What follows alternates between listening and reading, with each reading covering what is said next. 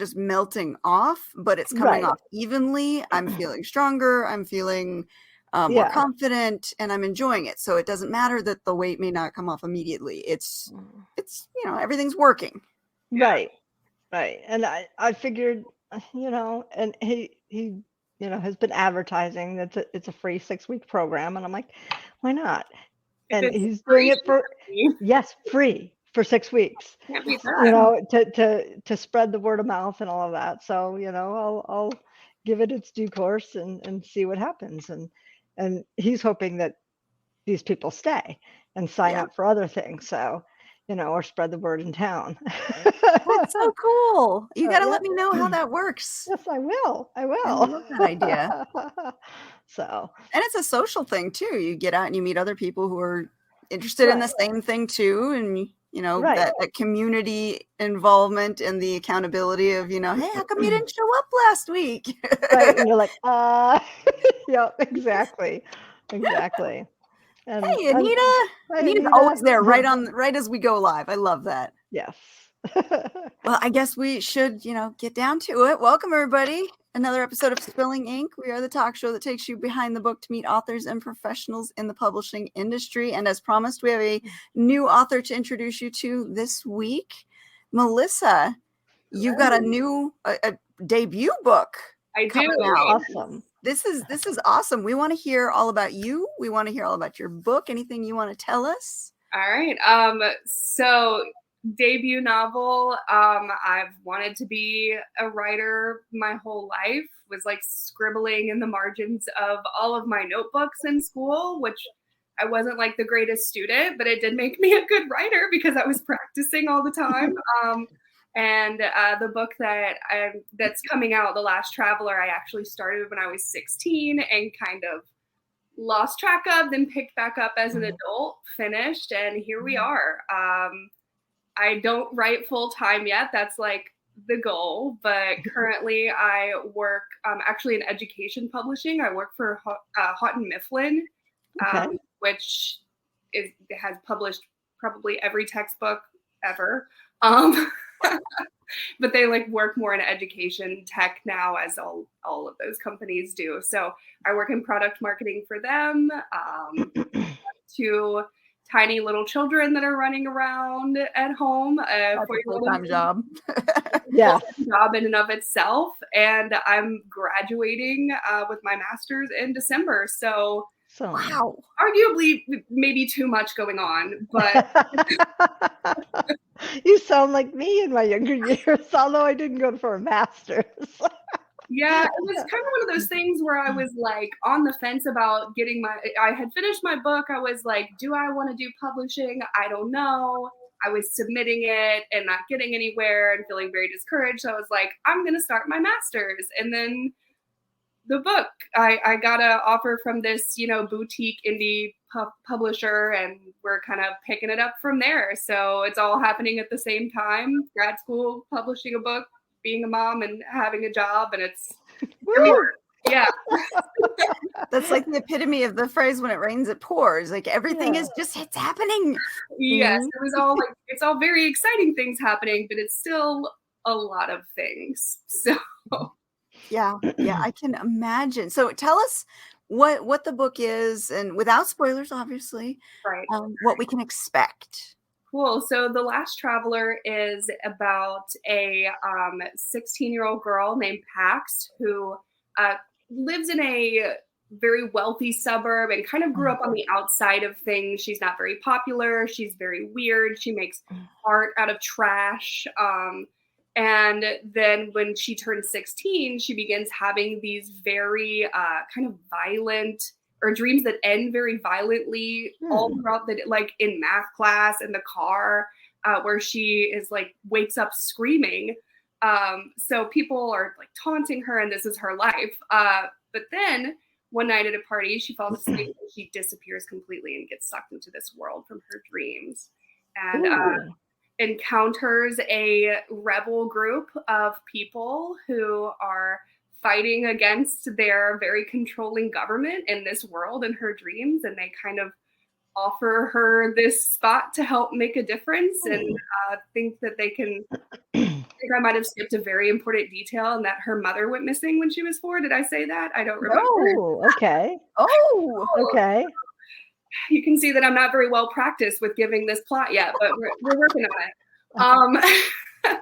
So her mother went missing, and they think that she might be there in this world. So she has to decide if she's going to join this rebel group or if she's going to go back to her life on Earth. And that's the story. Oh, neat. who doesn't want to escape into a dream world, even if it is in turmoil? If it's not my problem, somebody else's problems. That feels a lot easier. Totally. That sounds super, super cool. I love the concept. Yeah, it was, I like dealing with these kind of sci-fi meets fantasy elements where it could be a superpower, it could be a genetic ability, but we're like exploring things that, are just not common in the real world. It's a lot of fun. Those stories are fun to tell. Yeah, Yes, absolutely. We're on the same wavelength. Yes, we are. It's Saturday night. Why not? So inspiration often comes from reality.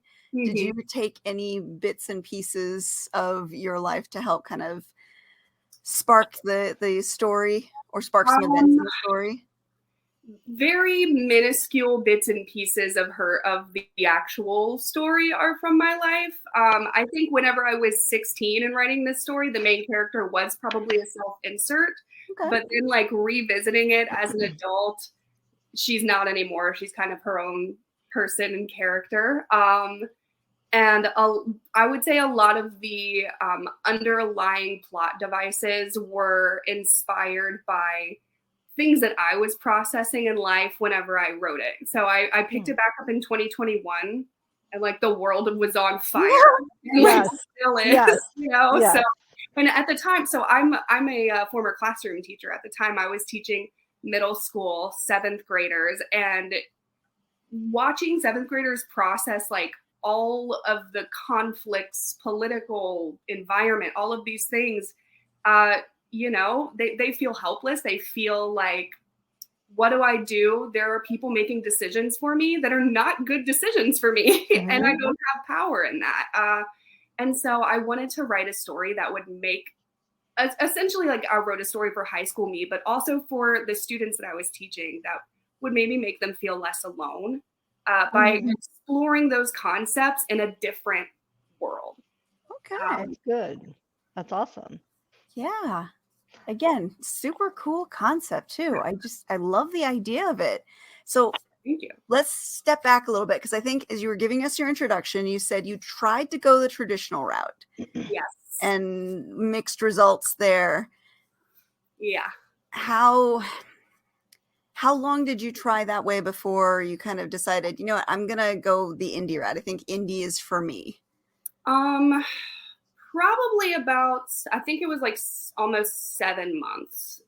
But I was like putting out tons of, I was soliciting like every agent you could possibly imagine. I was going to say, did you grab an agent or was the agent working for you? And like had this insane running list. And, but as I was doing that, I was also like trying to educate myself on the publishing world, and was on TikTok at the time and like learning about all of these different avenues that you can utilize for publishing outside of traditional publishing. And I realized I'm kind of just by nature anti-establishment.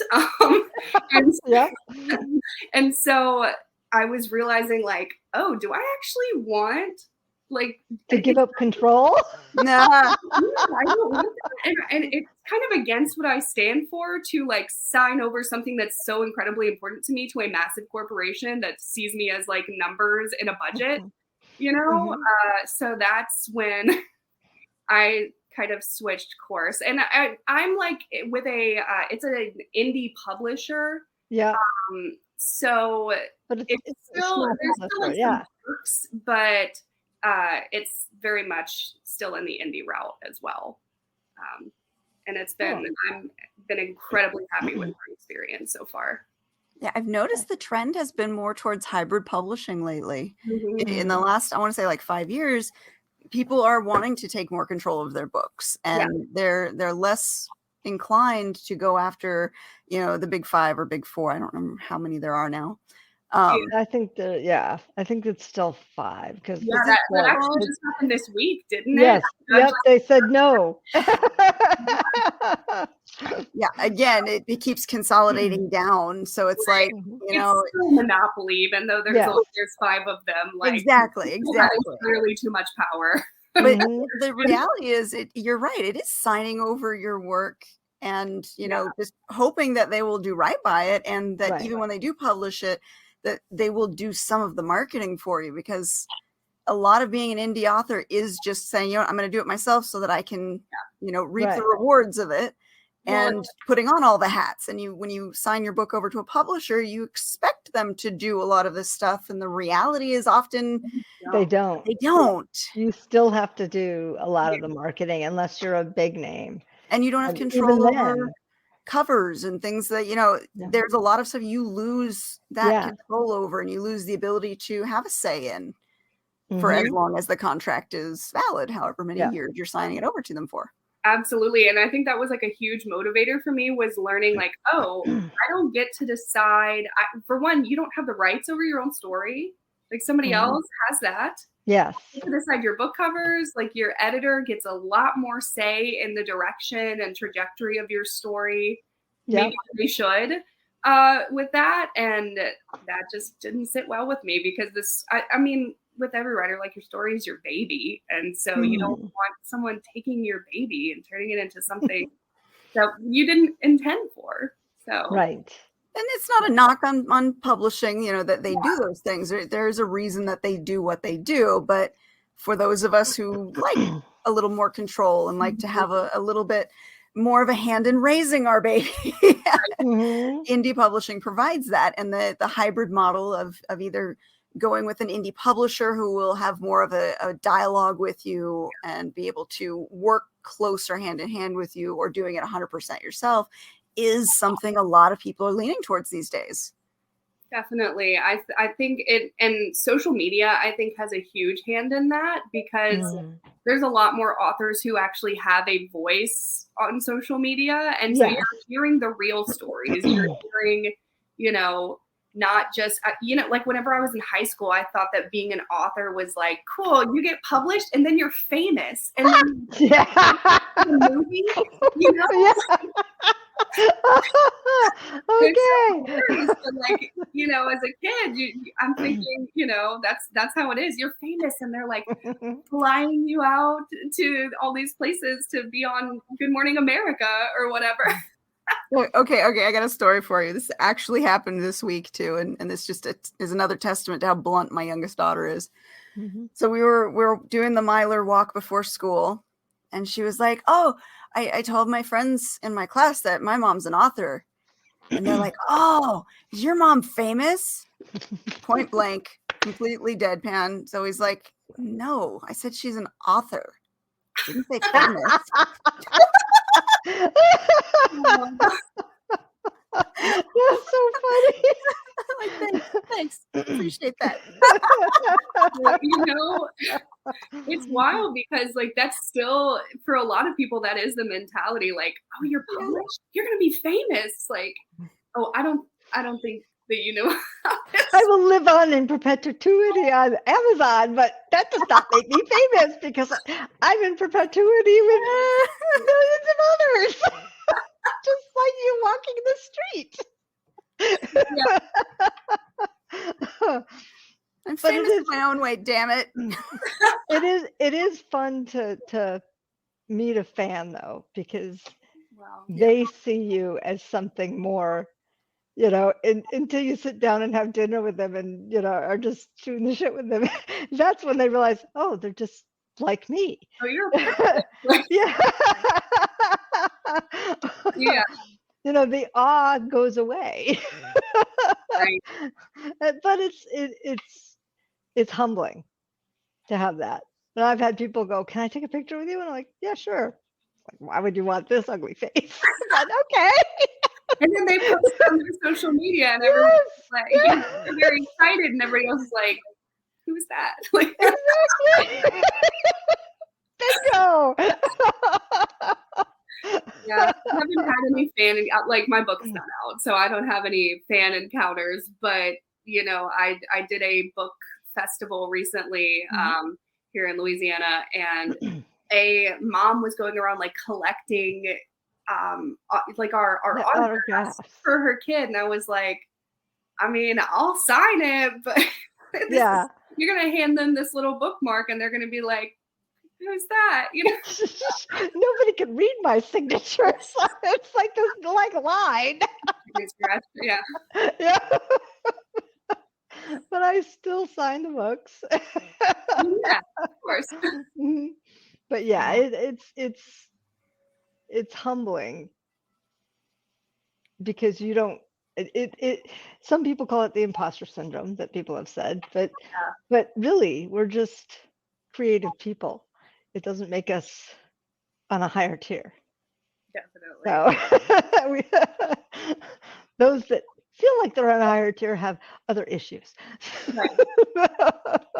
Although it is harder, I think, today to be an author because of social media and all of its forms than it was in maybe previous incarnations, because we have to have a presence. We can't ignore social media. We have to be out there, pounding the digital pavement to get our books out there.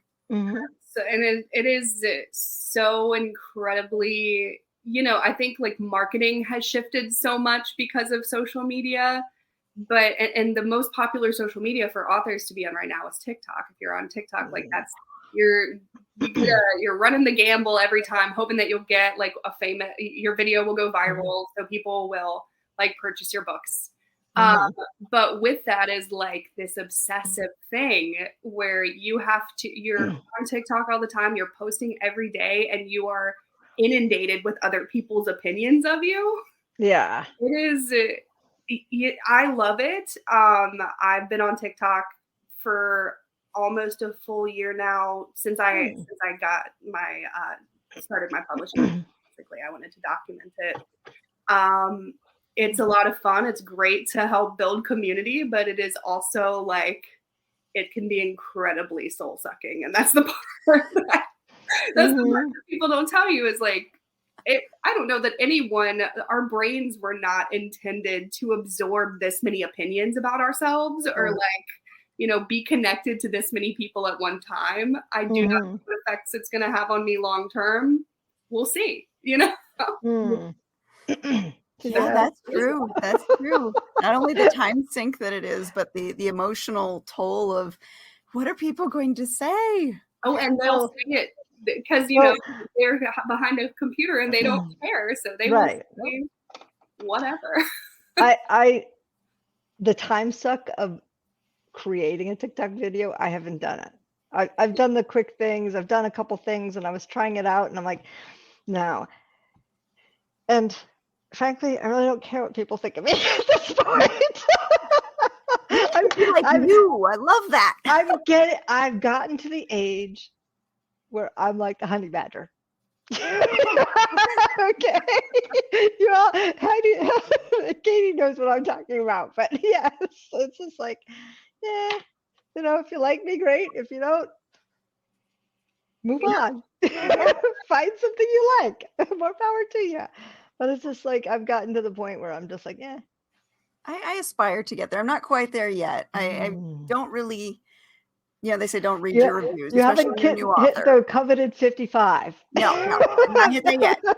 The 55, and you don't care anymore. I don't know. Yeah, it's just me. No, I think it's right, because the older we get, I think the less care we have for the bullshit. Yes. I mean, we do care about things, but the bullshit's just like, I don't have time for that. Yeah, I found even online on the author journey. I remember, fresh-faced, brand new author in 2009, and I was obsessive about my reviews. Good, bad, no matter what. I was like, oh my God, what are they saying? And I cared so much then. And not that I don't care about reviews now, but it's been maybe 6 months since I've checked on my reviews just to see if I have any extras, any ones that I might want to highlight, or any 1 stars that I want to laugh at, because some of those 1 stars are hilarious. I'm pretty funny. Yes. Yep. I got other product stuff on one. You're mature for your age. Good for you. Good job, Rebecca. That's awesome. I hope to get there. Like my book hasn't come out yet, so I think I lose sleep over reviews and like what people are going to think of it. But So, a friend of mine has the best way to deal with reviews, and she says, whenever you get a bad review, one, if you don't read it, but if you have to read it, fine, read it.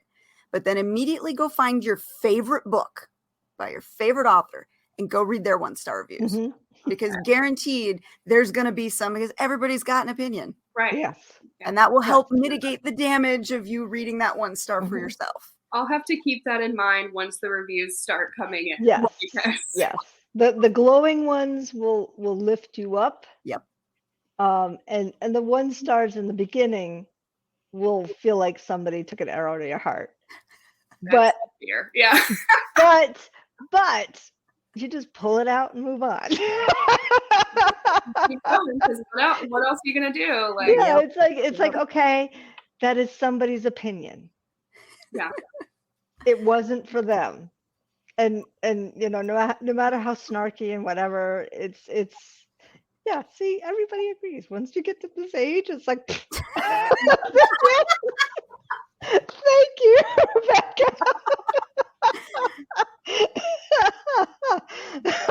Yep. Bring it back to like early 2000s YouTube quotes. Yeah, exactly. but it's I have no idea where I was going. That honey badger thing just squirrel. But yeah, I mean, you just have to let it roll off your shoulders. Yeah. And if there's anything constructive in it, take a look at it. And if it doesn't feel right, ignore it. If it's like, oh yeah, maybe I missed that, then you have a chance to tweak it. Right.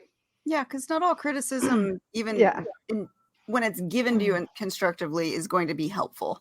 I have a teenage series where they were complaining that they acted too much like a teenager. I'm like, well, they're teenagers, duh. what they're supposed to do. They're not mature adults. They're kids.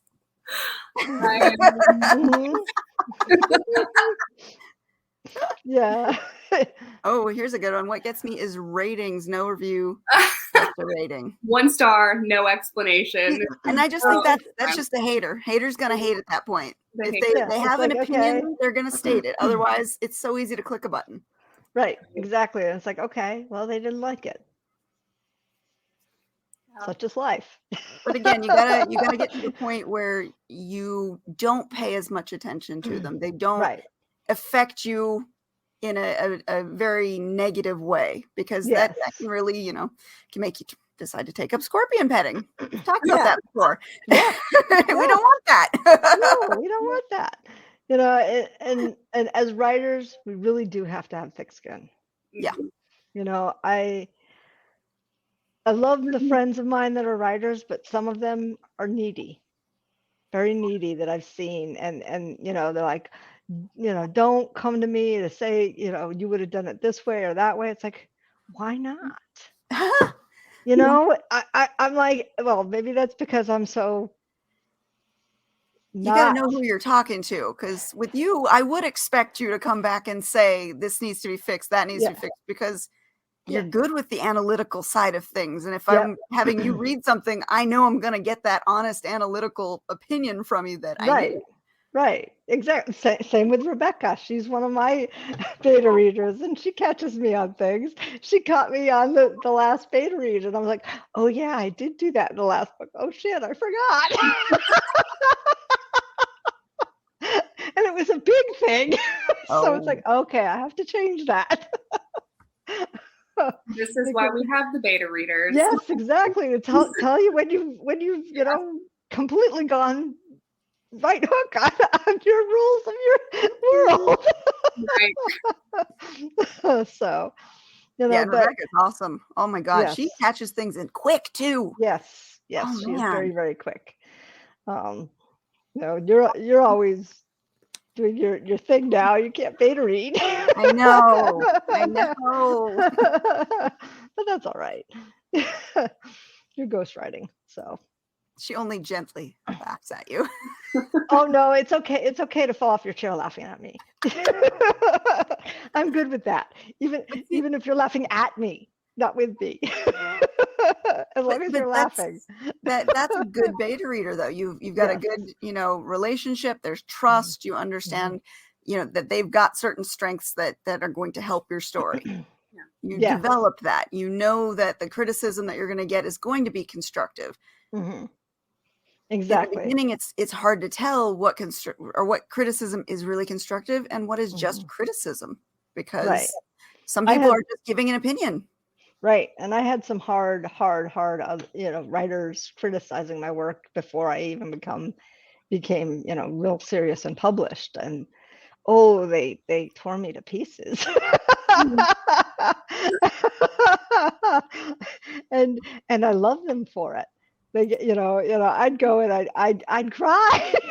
Me, yes, I cry. And then I'd be like, well, wait a minute, step back. And this is where the analytical mind comes in. Step back. What are they trying to tell me? Mm-hmm. And I learned. And that's the whole purpose of somebody who's giving you criticism with the right heart in it, Still hard to take in the beginning, though. Oh yeah. So hard. It sucks. But like you said, you got to develop that thick skin. Mm-hmm. Melissa, how was your experience getting through that beta phase? I think it kind of ebbs and flows. Like, there's the initial, I'm extremely nervous that someone is reading this story that I in the beginning wrote for myself, and then the criticism, some of it's criticism, but the feedback would come back, and I would sometimes I would get really angry because I felt like someone was misunderstanding me, whenever I would get feedback that I didn't agree with, or I would get incredibly confused because conflicting feedback is very much a thing whenever you've got multiple editors, multiple beta readers, whatever. So that was something I was not prepared for, actually, was like, what's the right direction then? I'm so new to this. Is this actually something I need to be taking seriously? Or is this just this person's opinion? And a lot of times it's so open to interpretation still. Right. Obviously some hard facts. Unless you're actually on the phone with them and talking it out. Sometimes things coming over emails and texts and all of that can be misunderstood. I had an author who used to call me when he'd get my edits and we'd talk through them. He called me from Texas with his lovely Texas accent and go through them. And there were things we didn't see eye to eye on, but we talked through it. And some he relented, some I relented, Definitely. That's the whole editor writer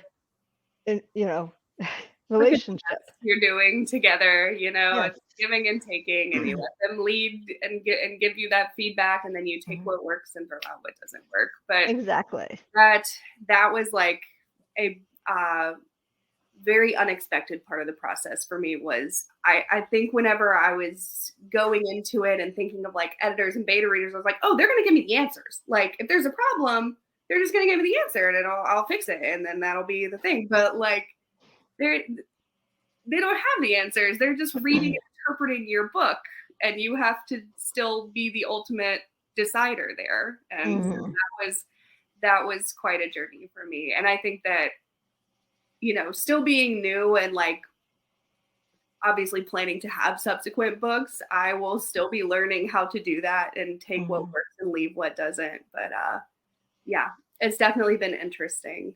So what's been the scariest thing you've had to get over in this whole writing journey? Really, like, I'm still in it now, is like the fear of other people reading my book. Like that, you know, you get into it and you're like so excited that it's been getting published, and then it hits you halfway through, like, oh shit, people are actually going to read this. Like, and that has been, that's so terrifying for me still. Like the imposter syndrome part of it is like, who am I to be telling this story? Am I actually like a garbage writer and just nobody has told me yet? You know, because you're not going to know until it's put out there. And so some of it is like, I have to have a level of trust in myself that like, I haven't just been gaslighting myself into believing I can do this. But the other part of it is like, you know, learning to adapt and adjust as you go. And as the feedback comes in, and like you were saying, get that thick skin, I'm working on it. But that's definitely been the scariest part, is like putting it in front of real people and getting real interpretations and opinions. And yeah. Is this the first of this kind of show you've done? Yes. Okay, you're doing very well. I was just going to ask about that. Should we scare her more by telling her that you'll never get over that? No No, matter how many no, books you put out. It's perpetual. Like, even to this day, the scariest words you can tell me are, so I read your book. My stomach just dropped. I was on, my nephew read one of my books, and I was on he's got a Twitch podcast Oh, cool. that they started up during the pandemic and been doing every week. And he and his partner had me on, or he and his friend had, and he didn't realize how much goes into writing. They want me back, but you know, it was really funny to be interviewed by my nephew. We played video games at his house when they were younger and stuff. So Good brother to read and critique is a fast way to grow thick skin. Siblings, Yes. Siblings will be honest. Don't have your mom or dad read it, because they're just gonna placate you. My mom well, actually, my younger brother was the first person to read my book. He was so wonderful about it too, because he definitely gave me like honest opinions. But we also have like a very good relationship, and he hyped me up through the whole thing. I don't know that I would have published it if he didn't read it first, because like he was like, you should definitely publish it. This is good. So it was like, it was a very sweet, you know, like I'm glad that it went through him first, because it gave me the confidence that I needed to actually put it out there. Oh, see, that's good. That's good. That's very good. I Yeah. got some criticism from like other people, you know, or the constructive criticism, the harsh ones. Yeah. I started my out dad- in an online critiquing group, and it was almost anonymous. So you would critique stories you chose to critique, and if your story was available to critique, people who had points could critique yours. So it was kind of a very anonymous system, which meant you got a lot of feedback. You had to weed out the conflicting stuff, but it was blunt. And that's kind of where I came from. I got the blunt, anonymous, and it worked. Yeah, I knew where all mine were coming from. That's the thing. And you know, some of them were traditionally published authors in this group that, you know, were pretty harsh.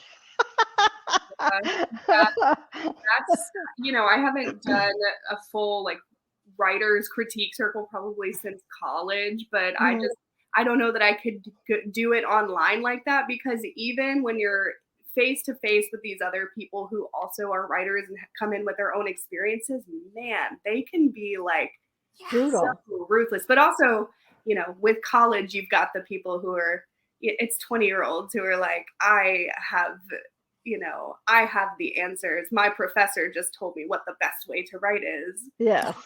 Yeah, exactly. Let me tell you, academic writers are a total different breed. Yes, they are. I can always tell the academic turned fiction author, because they try so hard to sound authorly. Yeah. Those Not are fun to authentic. edit. Not authentic. Authorly. Use all those collegiate words. You know, they had a thesaurus next to them while they were writing. Yes. Yes. That was that was unfortunately the way my aunt's book was when I read it. I was like, it was so pretentiously awful. Oh no. I only read 10 pages and I called my dad. I said, I can't do this. Oh, I can't do this, Dad. God. And she didn't like my critique. gee, I wonder why. Well, yeah. The pretentiousness always gets me because to me, I feel like books should be accessible. Yeah. You know, like, and this has actually been a dialogue or like a discourse within like the TikTok writer community lately is this accessibility of writing, because there's this whole, they're purists who are like, everything that is newly published is trash and only the classics and only books that mirror the classics are good books. But like, that's so subjective and rooted in elitism, right? Right. Exactly. You forget that once upon a time, these books that are now the classics, or you know what we study and model our writing after, were once like popular books in their time, Right. and we're not In their that time, classy yeah. back then, right? Like Shakespeare's plays were not classy plays back in the day. No, You know? they weren't. It was like the epitome of like a trashy stage play. There's all kinds of weird sex jokes in it and stuff. Like, so we have to keep that in mind. And I don't know, that's one of those things that really gets to me, is like you're yes, exactly. You're absolutely right. And the elitism forgets that what a lot of people are doing is trying to make things sound legitimate, sound accurate, make these characters feel and read as real as possible on the page. And that's not perfectionism. Sorry. No, and you know, a lot of the classics are fairly dry. Yeah. You know, and fairly, they use a lot of unneeded words. I'm not going to try to say superfluous. Superfluous? Yeah. There you go. We can try to say that 5 times in a row. Speaking of grammar, to address the comment by Tina, as language develops, the grammar rules have to change. So a lot of the what we call grammar Nazis are going off of older rules that have not either updated or the updates have not been accepted quite yet. Right. Yeah. So we run into a lot of issues, and there's a lot of, especially in English, there's a lot of conflicting things, and you have to pick and choose and just remain consistent with the rule that you pick and choose. Right. To be And correct. there's regional things. There's regional language, regional terms. I mean, I use the word shag. I love that. in my books, and my editor came back and said, "This is normally an England term. Did you mean it, or did you want to use something else?" I said, "Yes, I meant it. I like it." It's like I like to mix it up a little bit, and most people know the reference to it, so it's and if they don't, they can look it up, and it'll be a really fun learning experience for them. exactly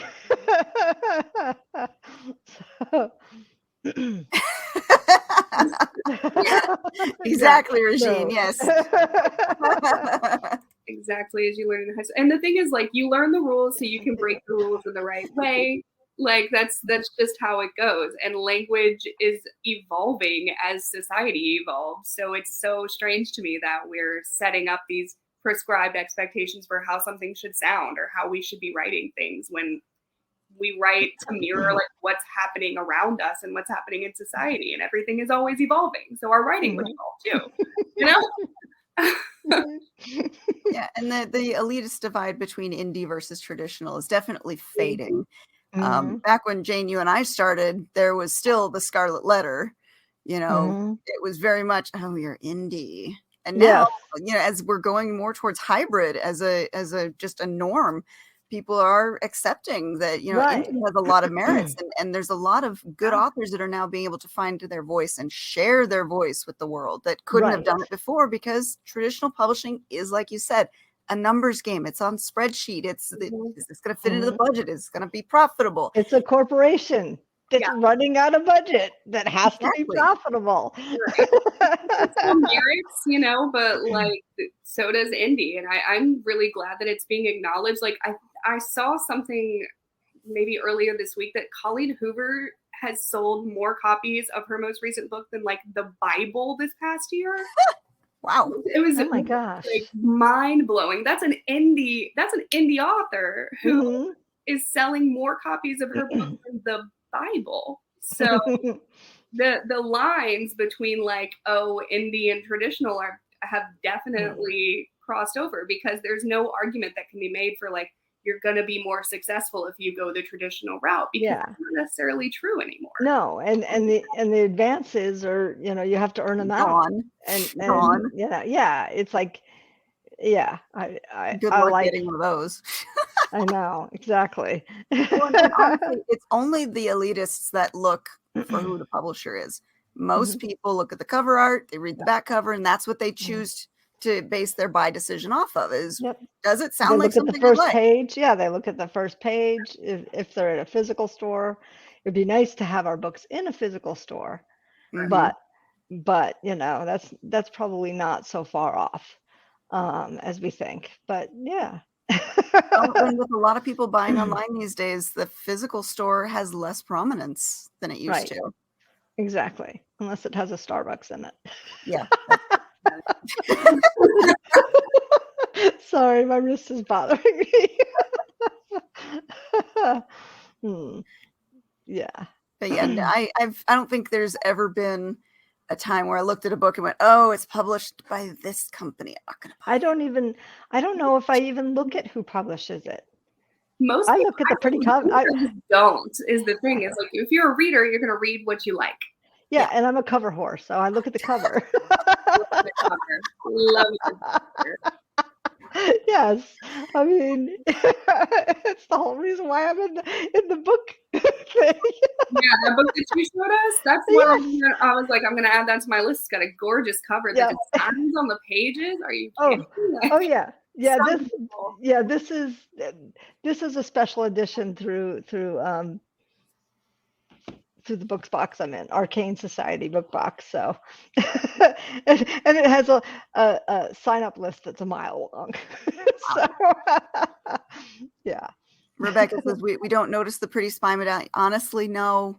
Half the time I No. don't. No, I don't. I really It is don't. the cover art. I've walked by a bookstore, saw a cover that I liked, and went, "Oh, I'm going to buy that," just because I saw a cover I like. Exactly. That's Whatever. how I picked up Pestilence. I saw it online. It still is my favorite cover that I've ever seen ever. And I normally don't one click. I think we And I just did broke for the cover. Rebecca's heart. Sorry, Rebecca. Sorry, sweetheart. No. Covers I are, don't. I mean, like I don't know anyone that doesn't decide on if they're gonna buy a. I mean, there's obviously other factors, but Yeah. it's got a good cover, and that was a big deal for me whenever I was going through that process. We actually, I felt really bad for that part, because the cover artist that was working with me came back with these really lovely covers, but it was like No. I was not feeling it, and so she came back and had like this beautiful typographic design, and I was like, "That's the one. If I saw that in a bookstore, I would pick it up." Mm-hmm. So, Yeah, is that the one Yeah. that we have? The yes, with over the here? sun and the gold. So Mhm. that's final draft. The first ones were much more. First draft was much more like sci-fi-y, Okay. Yeah. which is cool, you know. But I wanted the typographic covers. I just think they're so pretty. So Mm-hmm. Yeah. And again, going back to what you get with traditional versus indie, you know, Yeah. even an indie publisher, you have more of a dialogue, you have more of a hand in the creation of your product. Whereas if you were with a traditional big five publisher, they would say, "This is your cover design." Yeah, not what that's you it. think this is. And that's like, it was one of those moments where I was so thankful that I made the decision that I did, because if they had come to me with those initial covers, they're fine, but I would have been so upset because I felt like my power would have been taken away. But being able to go to my publisher and the designer and be like, hey, this isn't what I'm feeling. Can we try something else? That was like, I made the right choice, because it feels like my book when I'm looking at it. And I think if it had those other covers, it wouldn't feel that way to me. You know what I mean? Because I didn't yeah. have a choice. Now, to contrast that, and we have a previous episode where we discussed some of our cover mistakes. Sometimes having that hand in designing your own cover is not always the best choice. No, it's not. And I will make sure to link that episode in the show notes when I do those later today. But sometimes we have lofty ideas and we see something and we think it's wonderful and it doesn't quite hit the market. Yeah, it's not on genre. I mean, you know, that's my eye has gotten much more on genre now. Because I used to be sort of, you know, I don't know, thought I knew what I liked, but it wasn't on genre. Yep. Yeah. I have a couple series where I've redone the covers more than once. Yep.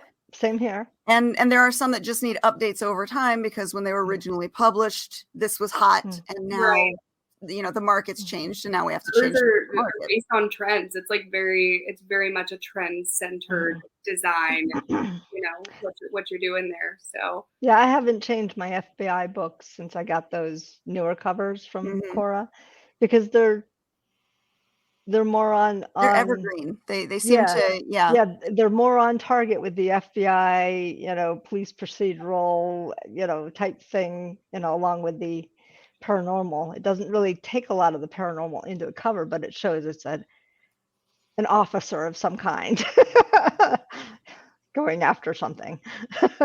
So, you know, the others, my game series, I think I've changed 3 times. I've got to find something right for that, because it's more of a genre blend, which is yeah, and that's hard when it's a blended genre to find what's going to spark both sides. Yeah, it's not to do that with my asset series. As much as I love the covers, I do wonder if it's not hitting the market the way it should, even though I'm absolutely in love with them. But again, that's what you take on being an indie. You project managing, you're going to make the decision, good or bad, but you have the ability to make that decision. So there's some trial and error. Who knows? Maybe in a year I'll realize that it is not hitting where it's supposed to be hitting with the book covers that I have, and I'll have to change them, but we'll see. But you have the ability to do that. I do. Yes, you do. You do. And your publishing company, you know, even though it's an indie one, may come back and say, okay, you know, if it's not hitting the market, they might need to do some market research with you and say, okay, maybe the cover, maybe the wording and things like that. So, and again, with an indie publisher, you have the ability to dialogue with them. Yes. Because they want to sell the book just as much as you do. So if there's ways that you can make the book better selling, they're going to be more open to that and working with you on that. Right. They have a vested stake in it, which is, and that was also a huge thing for me, was like, I feel like with hybrid, a lot of people assume that there's very little care that goes into it, that like you sign on with this company and they like just throw your book into a Epson printer and then like dump it off the back of a truck or something. That's what hybrid is. But it's so not like that. It is you know, they are small indie publishers, so they have a vested interest in putting out great work. It would be a terrible business model to just push out shitty books and hope that like money. So and like I've seen that reflected in my experiences. Like the publishers invested, the editors have been excellent, and everyone is working with me to like kind of subscribe to what my vision is for the book, but they're putting in their own thought and their own time as well. Right. You know, we hope that's what's attracting people towards this model of publishing versus the old model of just going after the big five is you want to have that dialogue. You want to have that relationship with the company that's putting your book out, or you want to handle it yourself so that you can make it exactly what you want. Yeah. Right. And the books that come out of small and indie press are standing up next to the traditionally published books and holding their own. Right. You know, there's the few outliers that are not so great, but for the majority of them over the last 10 or so years, the step up in quality has been noticeable, and they are just as good. And again, like we said, it's getting that voice that may not have been able to get out there before out into the open. Yeah, I think it's empowering a lot of writers, you know, because like one of the biggest complaints in, at least with traditional publishing in the past decade or so, has been like lack of diversity. You're not seeing, you know, non-white, cis, straight authors getting the same amount of publicity or visibility in publishing that you do otherwise. You know, and with indie, it's giving those people a chance and a voice and like an equal stake in publishing where they haven't had that before. And I think that's what I love about it the most is the people who would not have been able to get published otherwise are now able to do that. Right. Yeah, the market's constantly changing, and that's a good thing.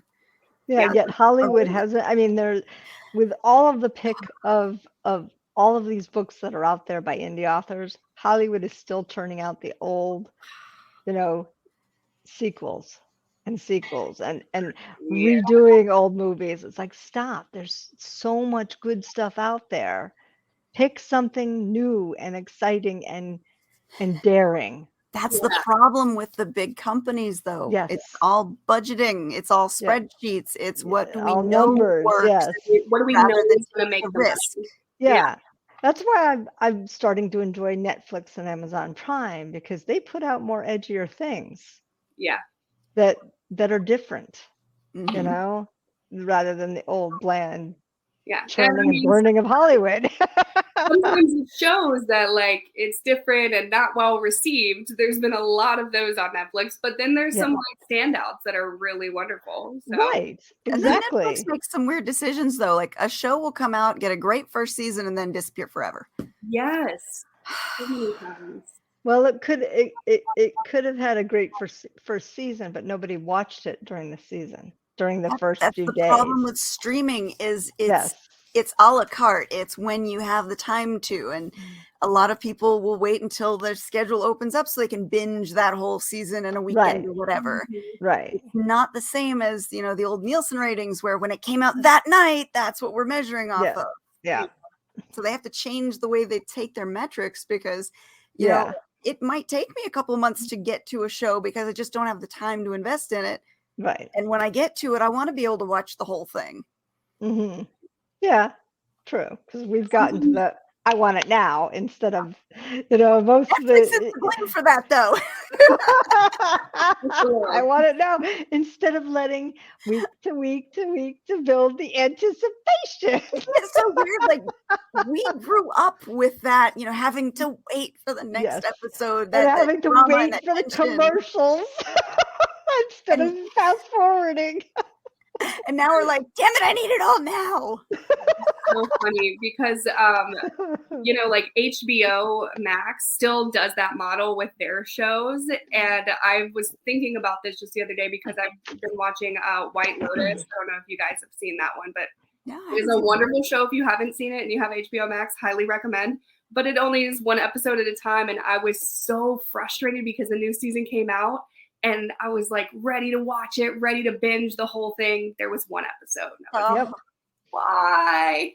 But it's, you know, it's definitely like that I want it now mentality is just pervasive. It's everywhere. Yeah. I mean, we used to hate commercials, but in our time, that was the time you had to run to the bathroom. You had to go to food and all of that. And somebody would yell, it's not God! And you'd run back.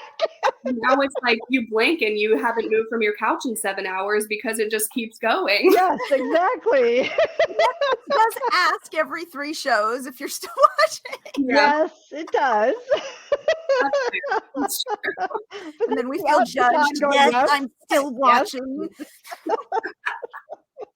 It's like cable now. If you're watching TV, like the football span on Sunday, halfway through, it's like, are you still watching?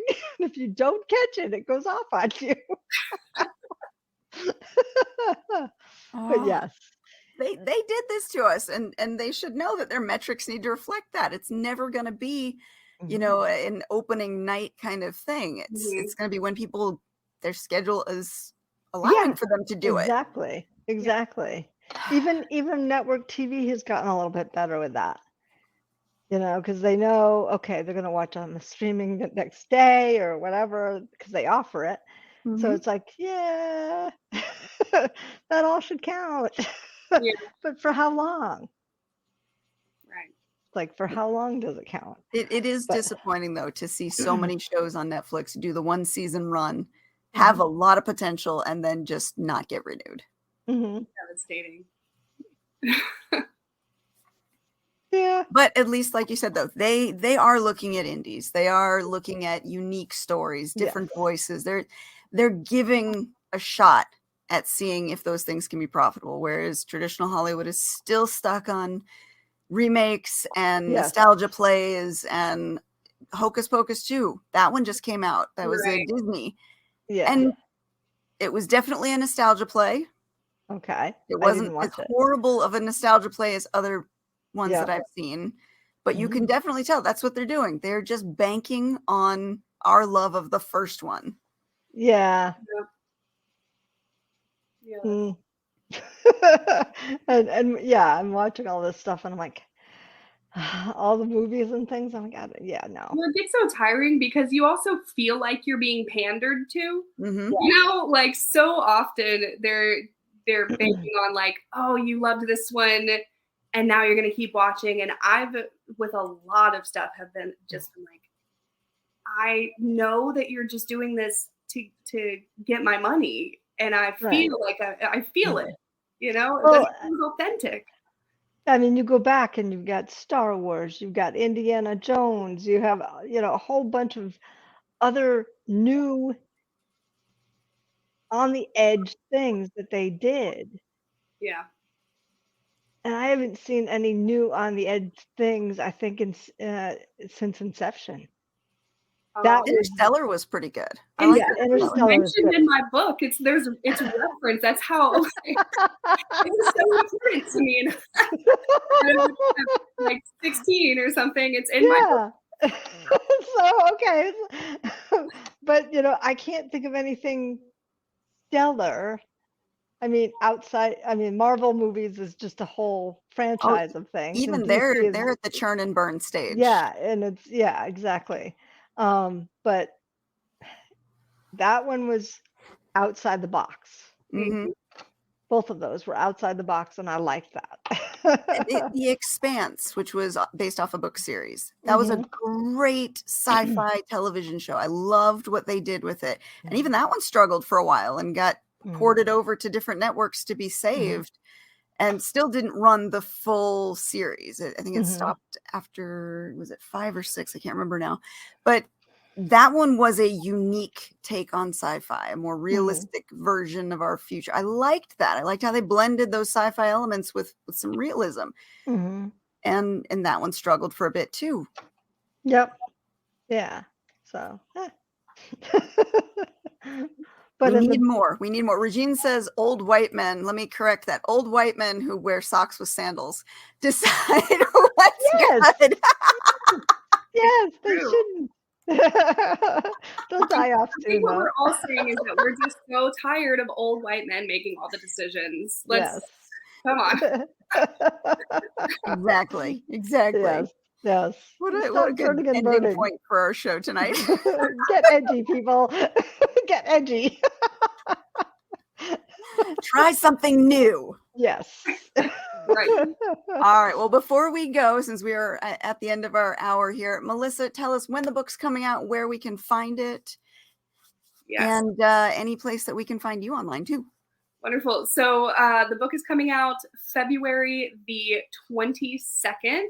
So in a little less than 4 months now, I believe, if I'm doing that math correctly. Mhm.